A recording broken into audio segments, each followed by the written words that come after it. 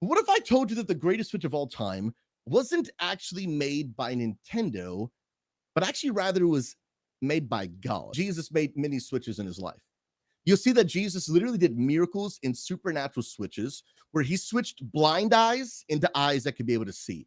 By simply just the utterance of his words, he switched out women's barren wombs to wombs that could give birth. He switched sickness for healing, and ultimately, he switched death for life. Why?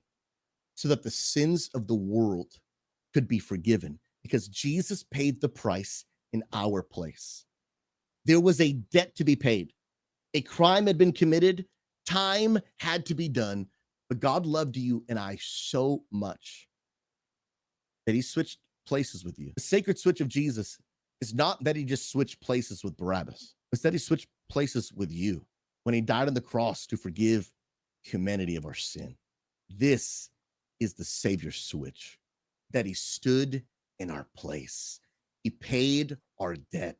He took the punishment that I deserved and he bore it on the cross so that you and I could be forgiven.